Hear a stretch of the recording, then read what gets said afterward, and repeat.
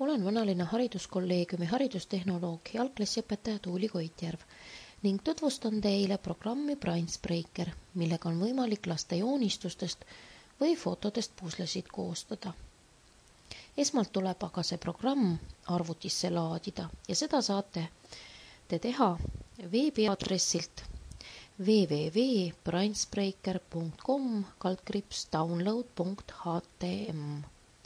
Sama programmi on võimalik arvutisse laadida ja installeerida ka kommertstarkvarana. Kui te olete programmi arvutisse laadinud ning selle programmi avanud, siis näete te sellist ekraanipilti. Et sellest keskkonnast väljuda, peate valima exit. Aga nüüd püüame üheskoos ühe pusle koostada. Selleks Create Puzzle. Nüüd tuleb teil otsida oma arvutist üles see foto või joonistust, millest te puslet koostada soovite. Hea oleks see foto varakult valmis otsida ja oma valikus siis kindel olla, et sellest on õpilasel hea ning lihtne ka puslet kokku panna.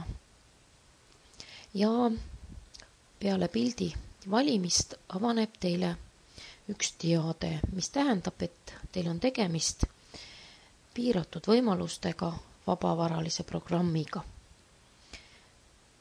Teie klõpsate rohelisel linnukesel ja nüüd avanebki teile see valitud foto või joonistus ning samas on näha ka üks tabel, mis tuleb meil täita andmetega. Need andmed on olulised selleks, et pusle koostamisel arvestab siis programm teie soovidega. Kõigepealt näiteks mitmest tükist te soovite, et teie pusle koosneks. Mina valisin siin 12 ja samas ka jaotatakse kohe minu valitud foto ka 12 tükiks, et te samas näeksite, milline see pusle siis olla võiks. Paneme sellele puslele ka pealkirja, failile nime. Nüüd on teil võimalik valida, kas õpilane samal ajal, kui ta puslet kokku paneb, näeb kõrval ka abistavat tervikpilti või mitte. Automaatselt see pilt kuvatakse, kui te ka soovite, et seda pilti kõrval ei oleks, siis tuleb teil siia linnuke teha. Meie jätame selle linnukese tegemata ja soovime, et õpilasel oleks abistav pilt kõrval olemas. Meil on võimalik valida ka taust puslele. Valime tausta värvi ja mustri.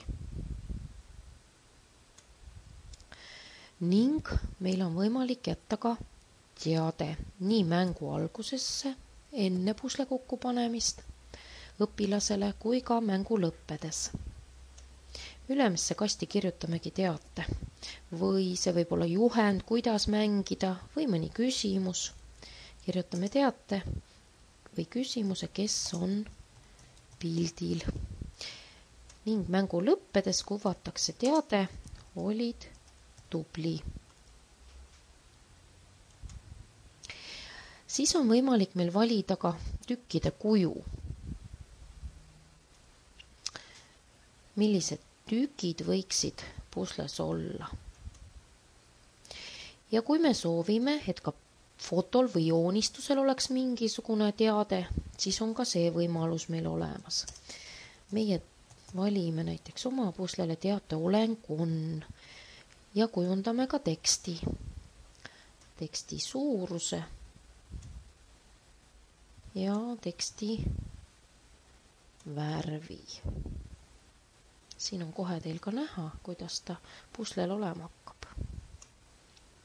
Ja et tekst oleks ilusti pildi keskel, klõpsame siia kasti ka linnukese. Siis on ilusti tekst pildi keskel. Ning ongi pusle valmis. Nüüd tuleb see vaid oma arvutisse salvestada. Save.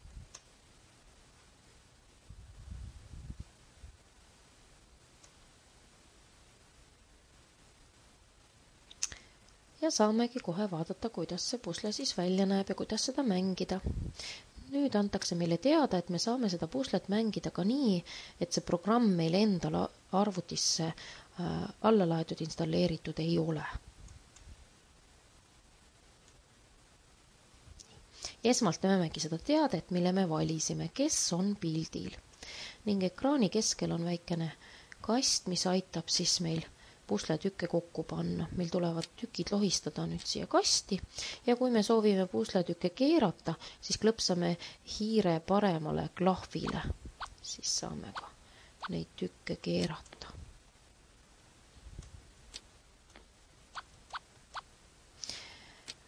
Ja nagu mäletate, valisime me ka sellise abistava pildi ja siin on ta meil ka kenasti olemas. Samas kuvatakse ekraanile ka aeg, mis kulub pusle kokkupanemisele.